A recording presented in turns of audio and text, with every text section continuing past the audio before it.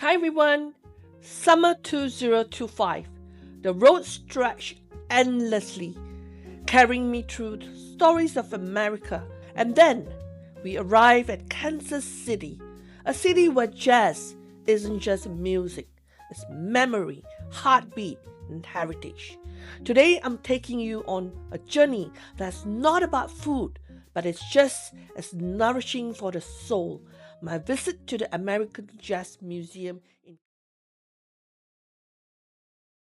The moment I stepped inside, I felt like I was walking into a time capsule.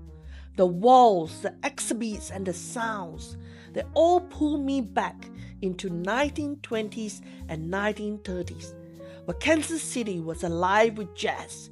This wasn't just music, it was rebellion, freedom, and pure creativity. Of course, no journey through jazz history feels complete without mentioning Louis Armstrong.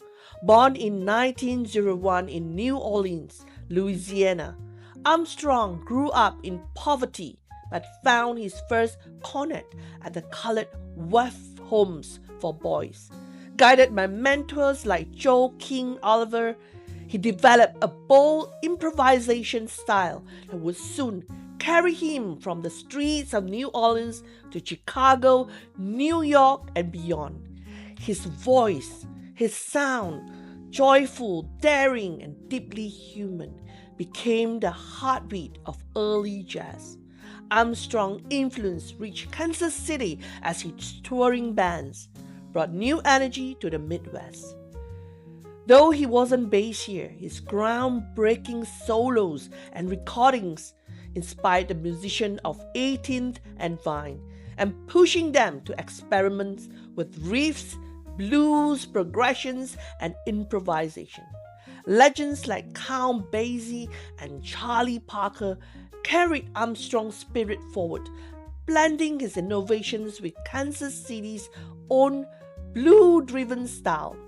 That's why the American Jazz Museum honors him, because his artistry helped shape the very foundation of which Kansas City jazz flourished. Another legend to mention is Charles Parker Jr.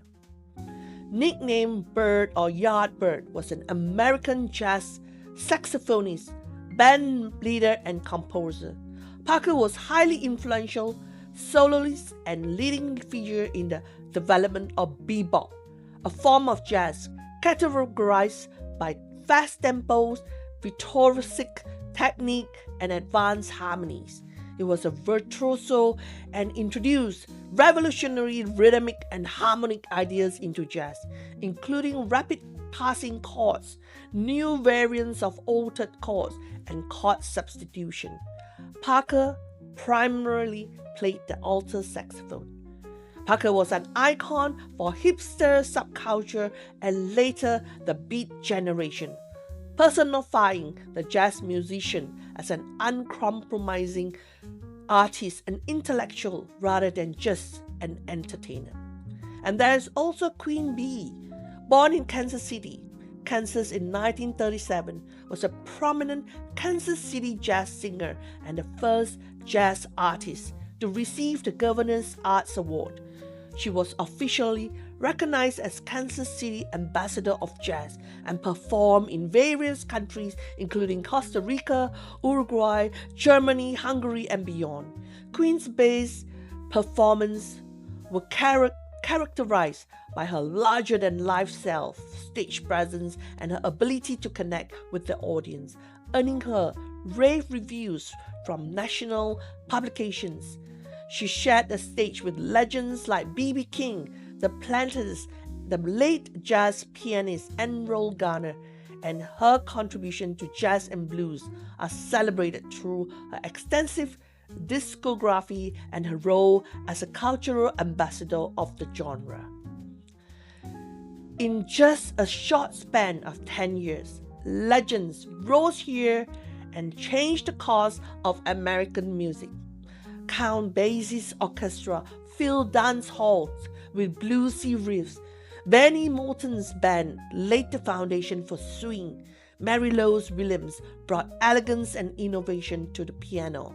And then came Charlie Parker, the Kansas City native who pushed jazz into bebop and forever transforming the sound. Standing here, I was awed. I felt like memory lane wasn't just mine. It was a collective memory of a city that gave the world a soundtrack of resilience and joy. The jam sessions, the speakeasies, and the smoky nights at the 18th and Vine. You can almost hear the echoes of Lester Young's saxophone and Big Joe Turner's booming voice. As someone who loves to connect food, travel, and culture, this visit reminded me that jazz is like a recipe. It blends tradition, improvisation, and soul. And Kansas City jazz was cooked up in the decade, but its flavor still lingers today. One of the reasons jazz flourished so powerfully in Kansas City was the city's unique atmosphere during the Prohibition era. While much of the country was dry, Kansas City under political boss Tom Pendergast was known as a wide open town. Speakeasies, cabarets, and clubs thrived. Alcohol flows freely, and musicians had endless opportunities to play. This permissive environment gave artists the freedom to experiment, stretch out jam sessions, and create a sound that was raw, bluesy, and alive.